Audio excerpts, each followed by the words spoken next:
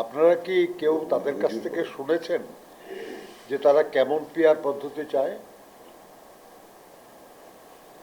গণতন্ত্র গণতন্ত্র যেমন একটা কনসেপ্ট, কিন্তু পৃথিবীর বিভিন্ন দেশে গণতন্ত্র বিভিন্নভাবে অনুশীলন হয়। আমেরিকায় যেভাবে অনুশীলন হয়, ইংল্যান্ডে তো সেভাবে হয় না। ফ্রান্সে যেভাবে হয়, ভারতে তো সেভাবে হয় না। শ্রীলঙ্কায় যেভাবে হয়, বাংলাদেশে তো সেভাবে হয় না। এক এক দেশে এক এক রকম পদ্ধতি আছে গণতন্ত্র কার্যকর করার। তেমনি পিআর হলো একটা কনসেপ্ট, একটা ধারণা। এটা বিভিন্ন দেশে পৃথিবীর বিভিন্নভাবে এটা কার্যকর হয়। এখন যারা পিআরের কথা বলতেছেন, তারা কিভাবে সেই পিআর বাস্তবায়ন হবে এই ব্যাপারে কোনো কথা বলছেন না। তাহলে এ সম্পর্কে একটা অস্পষ্ট ধারণাই থেকে যাচ্ছে। এটা আলোচনার জন্য আলোচনা হচ্ছে। আমরা আরেকটা জিনিস মনে করি যে সেটা হলো যে দেখেন, এই রাষ্ট্র তো জনগণের, সিদ্ধান্ত নেওয়ার মালিক তো জনগণ। আমরা শুধু কিভাবে ভোটটা দিব এই জন্য একটা ইভিএম পদ্ধতি চালু করা হয়েছিল, মনে আছে তো আপনাদের? কত বছর হলো এই ইভিএম পদ্ধতি সম্পর্কে জনগণকে অবহিত করার জন্য অনেক প্রচার প্রচারণা হয়েছে।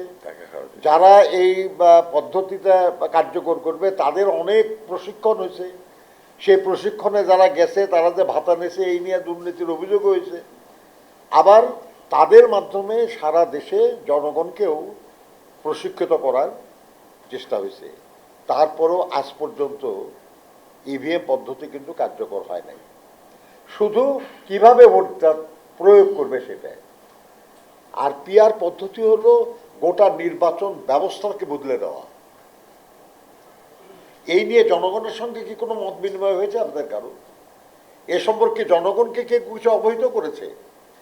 এমনকি এই নিয়ে আপনাদের মধ্যে সাথে কিংবা সুশীল সমাজ বলেন কিংবা আপনার প্রতিনিধিত্বশীল যেসব প্রতিষ্ঠান বলেন, এমনকি রাজনৈতিক দলগুলির নিজেদের যেসব যে সংগঠন আছে তাদের সঙ্গে এইগুলো আলোচনা হয় নাই। অর্থাৎ এটা অত্যন্ত একটা প্রিলিমিনারি স্টেজে আছে।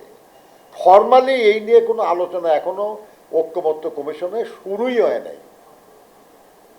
অ্যাকনল সোপ, দেশের নাম্বার 1 হালাল অ্যান্টিব্যাকটেরিয়াল সোপ, ন্যাচারাল ব্যাকটেরিয়ালাইসিসের সুরক্ষায় ফ্রেশ ও অ্যাক্টিভ সবসময়।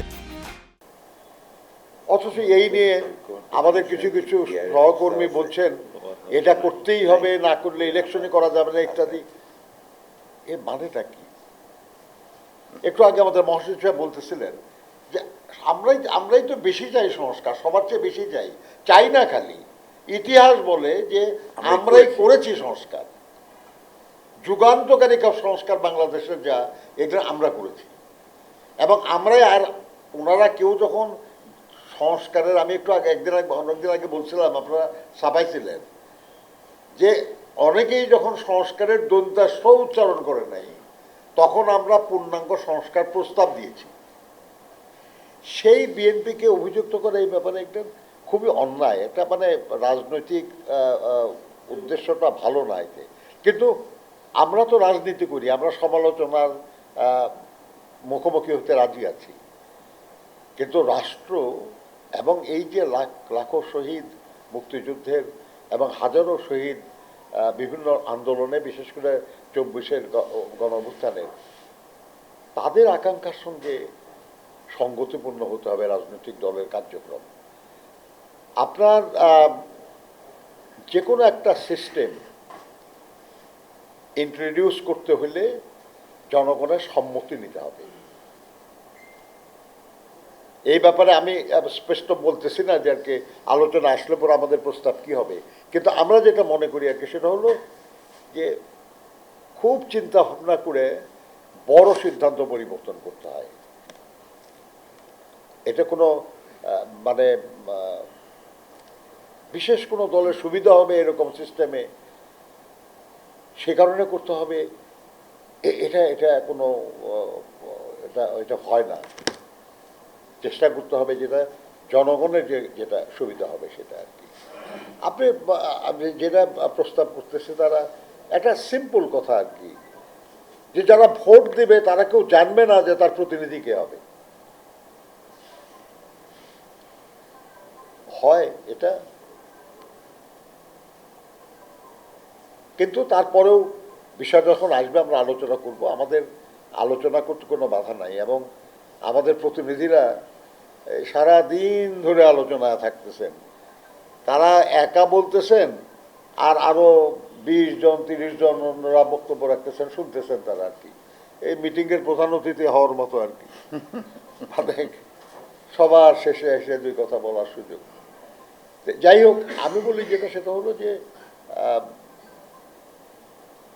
সংস্কার করে যারা আমাদের এত মানুষ খুন করেছে, গুম করেছে, এত টাকা লুটপাট করেছে, তাদের বিচার হওয়া, এই সবই আমরা চাই।